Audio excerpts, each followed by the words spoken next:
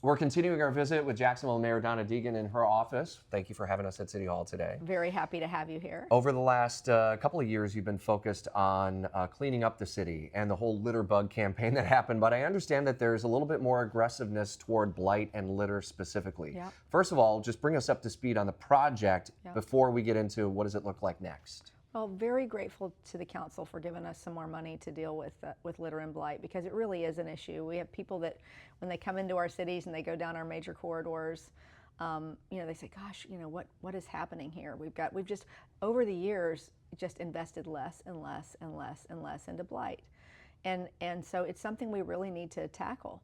And so what we've done is we've taken that money and we've invested it in new equipment. We've got new cameras where we can work with our law enforcement to make sure that the people who are illegally dumping things in our city get held accountable.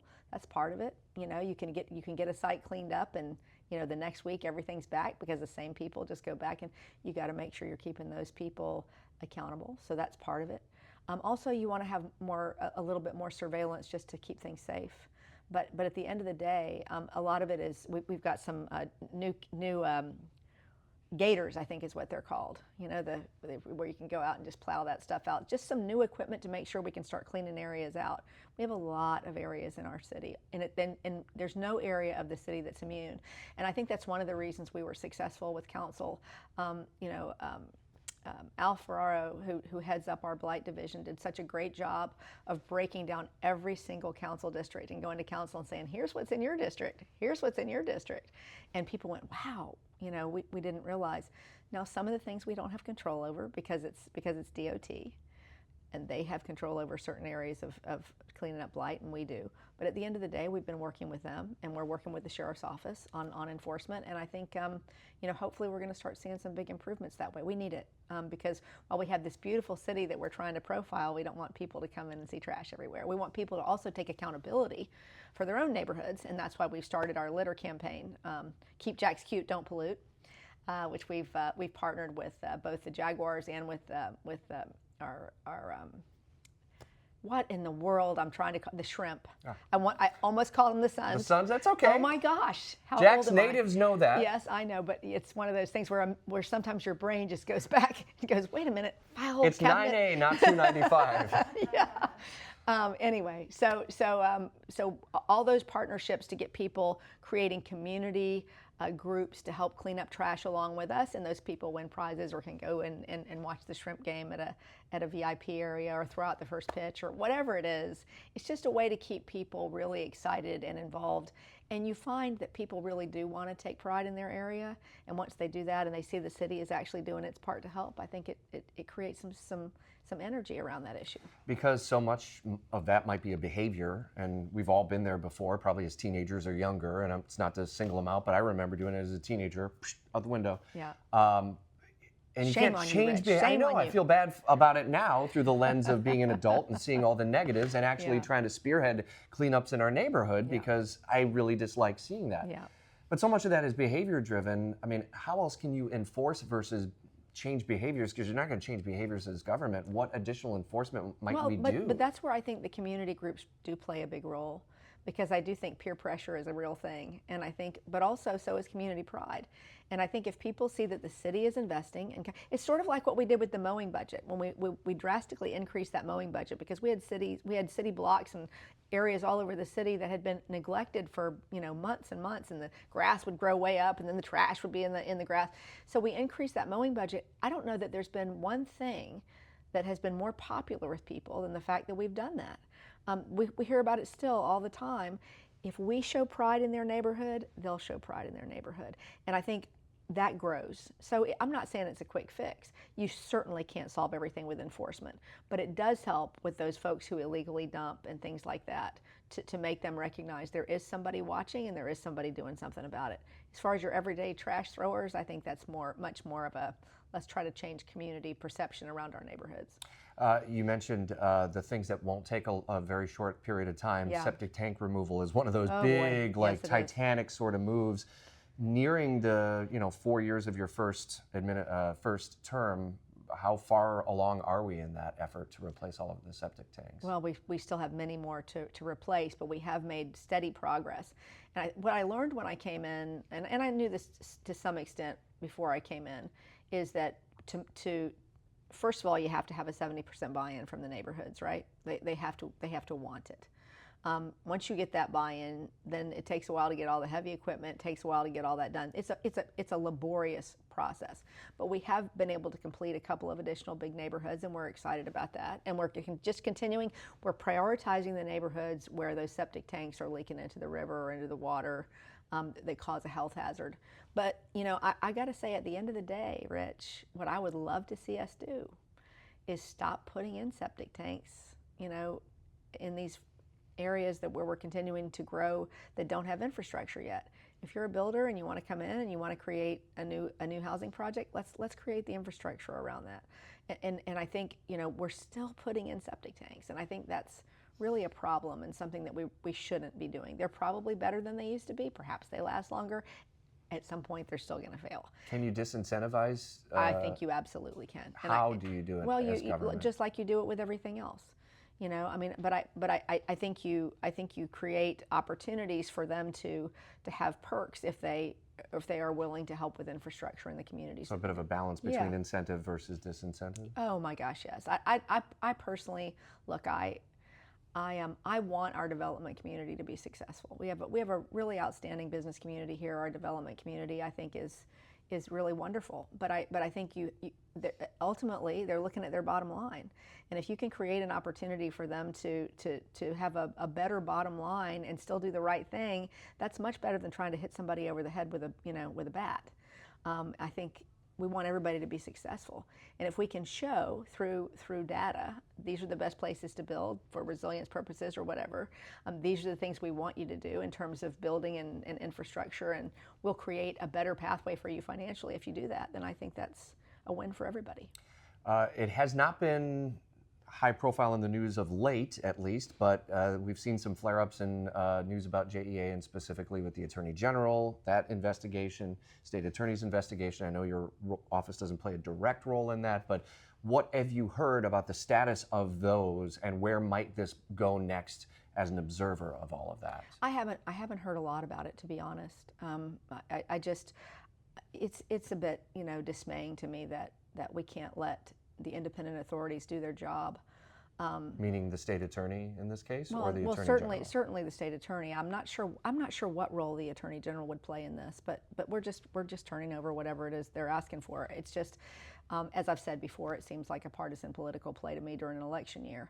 But at the end of the day, what all of us want is good functioning independent authorities, I think. But what I think we're seeing over and over again right now, especially with this council investigation, obviously the state attorney needs to investigate whatever she needs to investigate, but to have all these competing investigations, I think, is a disservice to the independent authority. And I worry ultimately that we are seeing more and more carve-outs and attacks on our consolidated government, and that's concerning to me. I think that everybody in Jacksonville should be concerned with protecting that consolidated government. And what we're seeing, again, is hyper-partisanship creeping into all of that, and I hate to see that, and I hope at some point, I personally think, in these discussions about having an elected, that would make it less political, don't you think? Inserting big money into it from elections. I mean, come on, does anybody really believe that? The last thing we need is a more politicized any of our independent boards. And elections would just incentivize people to throw so much big money into it, and then you'd have the same thing you have where you'd have folks trying to make it a partisan issue. I am so convicted that we cannot be successful not only in unifying our city, but in moving our city forward with these types of attitudes. So I'd love to see the Independent Authority Board allowed to do its job. Certainly see what the state attorney comes up with. Beyond that, we're just going to continue to comply with whatever we're asked to do and move forward. I'm going to stay laser focused on Jacksonville, on its affordability, on making sure that we can create a city that works for everybody here, and let the rest of it be whatever noise it has to be. The only reason I waded into this in the very beginning was for two reasons. One, I promised to protect JEA when I was running for office. The citizens made it very clear they did not appreciate what happened in the last round of issues that ended up putting a guy in jail. They want the utility to remain public, at least for the moment. And I'm going to defend that. And I'm going to make sure that efforts that I see to try to undermine that are called out. And beyond that, it's not up to me. So I hope the independent authorities will be allowed to do their jobs. Are you still fielding requests from any of those independent investigators for documents, or do you feel that the city has already provided everything they've asked for? We have provided everything that's been asked for. So I don't know. Beyond that, I can't tell you whether there'll be more that's asked for, but I mean, I think we've provided everything that's been asked for so far.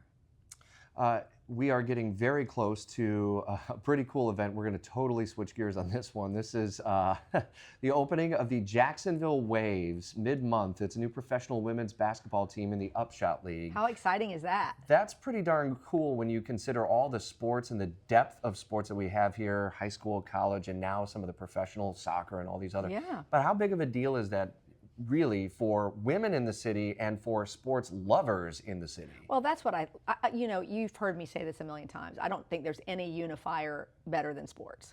You know, it gets the whole community rallied around something that's ours. And I think, you know, whether that's the Jaguars, whether it's the Shrimp, whether it's, but this is an opportunity for women's sports to shine. You know, you've seen how well the soccer team has done. You know, and I really look forward to seeing the Upshot League come out of the blocks. The folks that are building that, obviously I've known Donna Orender for many, many years. There's just nobody more intentional or who will go after success more than she will. And so I'm really excited about seeing the tip-off for that game. I think it's the 14th.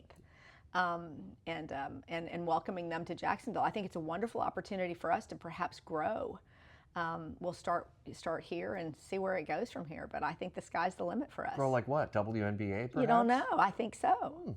Why not? I mean, why not us? We're going to have every amenity in the world here before long.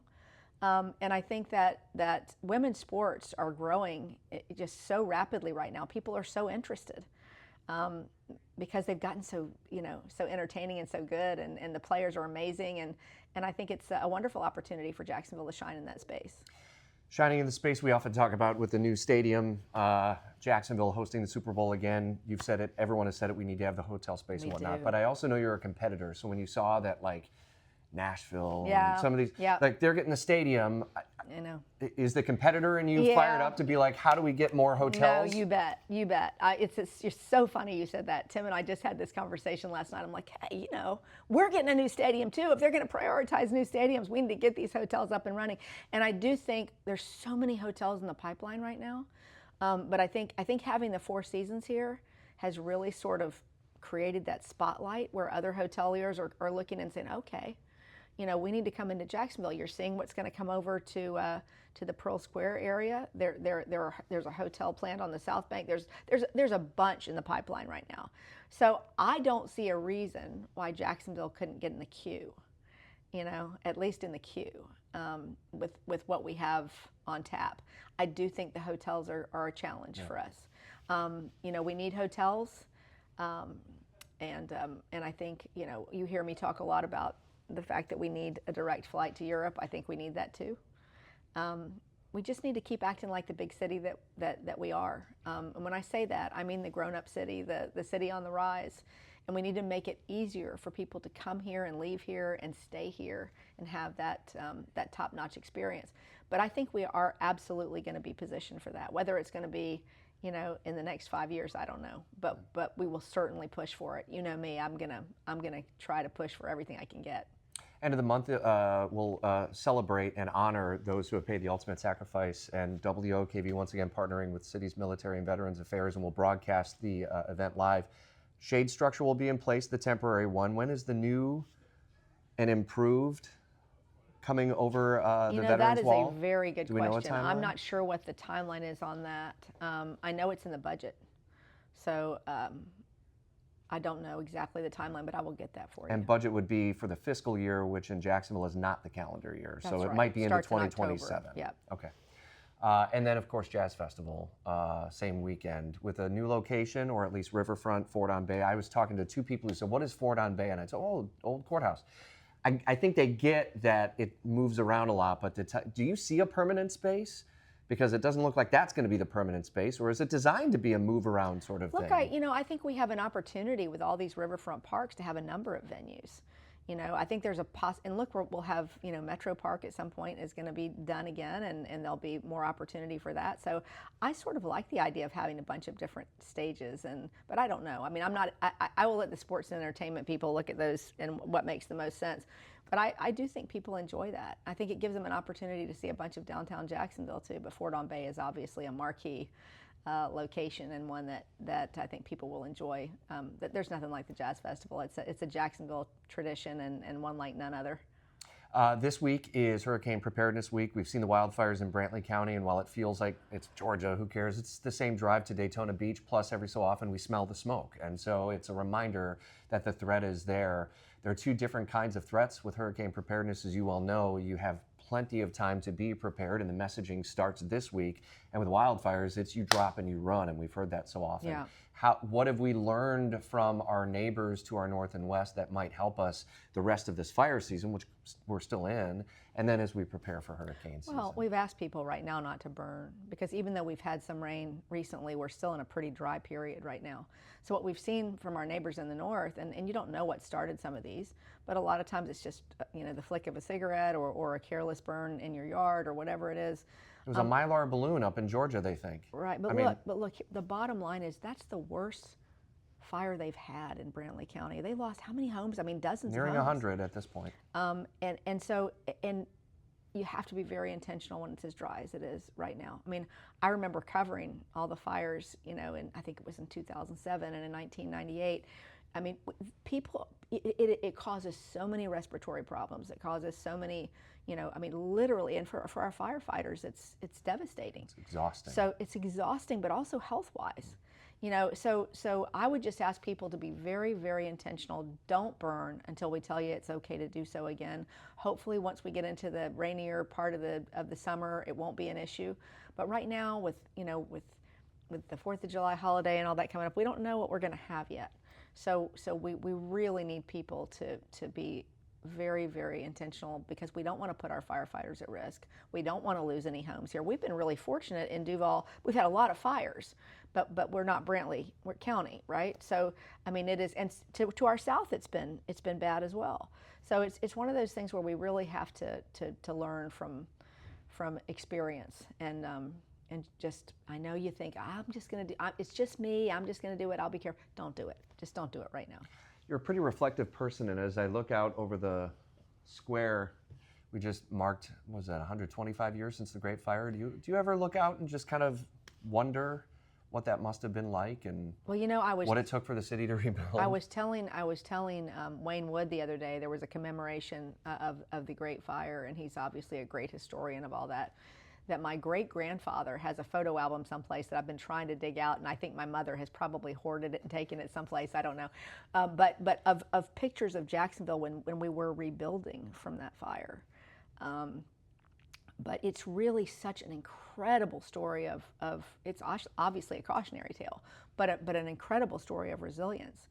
I think it's interesting that 10,000 people were displaced in that fire, and now downtown is back to where it has about 10,000 residents. But this is a city that has quite literally risen from the ashes, and that should give people a great deal of confidence about Jacksonville. I'm all about the symbolism of that.